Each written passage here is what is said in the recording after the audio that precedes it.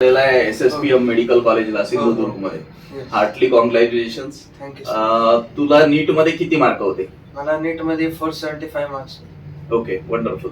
तू पुण्याचाच ना? पुणे. हा. ओके. आणि कसं आहे मेडिकल कॉलेज SSPM?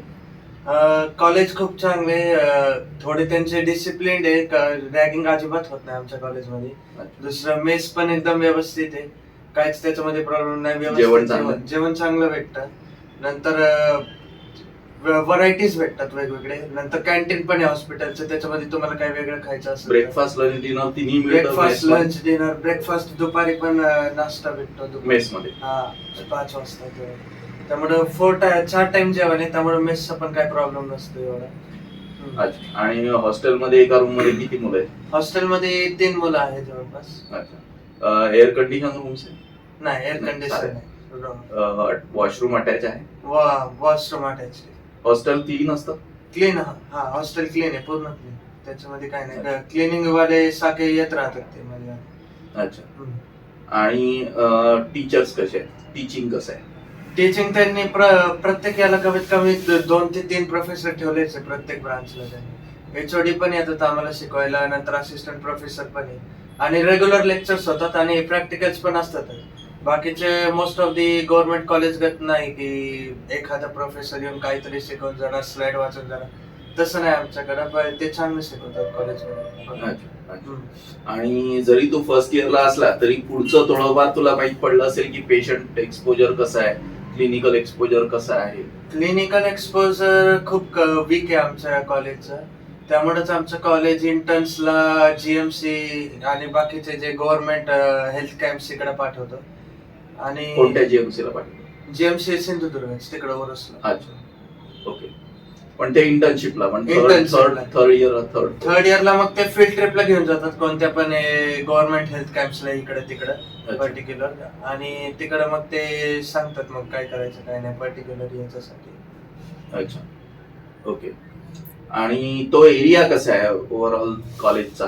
ओव्हरऑल कॉलेजचा एरिया मोठा आहे, 70 एकर्स आहे. आमच्या फुटबॉल ग्राउंड आहे, व्हॉलीबॉल ग्राउंड, जिम सगळं अवेलेबल आहे. पण आणि चांगली गोष्ट म्हणजे कॉलेजच्या प्रेमाइसेसच्या बाहेर स्टुडंट्सला जाऊन देत नाही ते परमिशन शिवाय. आणि त्याचं पण एक कर्फ्यू असतं, संडेला सोडतात तरी.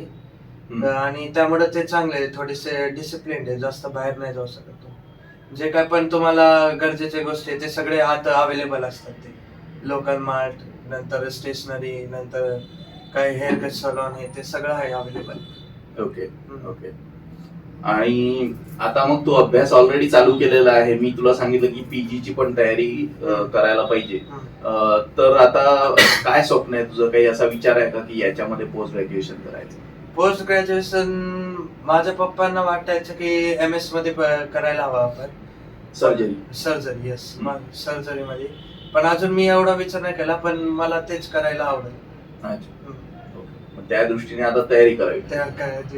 बरं, तू आमचं काउन्सिलिंग लावलं होतं नीट UG नंतर ऍडमिशन प्रोसेस साठी आमचं काउन्सिलिंग लावलं होतं. त्याच्यात काही कंप्लेंट्स, फीडबॅक, सूचना असं काही आहे? कंप्लेंट असं काहीच नाही सर, कारण की जेव्हा पण आपण विचार करतो की मला डॉक्टर बनायचे, प्रत्येक जण फक्त कोचिंग घ्या, हे घ्या, ऑनलाईन रिसोर्सेस, नोट्स, बुक्स, नंतर हे सगळं बघतात. पण जेव्हा नीट चे रिझल्ट येतो तेव्हा बरेच ज्यांना तर हाय रँक आहे त्यांना तर काही प्रॉब्लेम नसतो, त्यांचं ऑफकोर्स होऊन जातं. पण जे मिड रँकर्स किंवा लो रँकर्स असतात त्यांना खूप टेन्शन असतं की कसं काउन्सिलिंग करायचं, काय करायचं. आणि त्या कॅटेगरीमध्ये असून मी तुमचं खूप मदत झाली मला.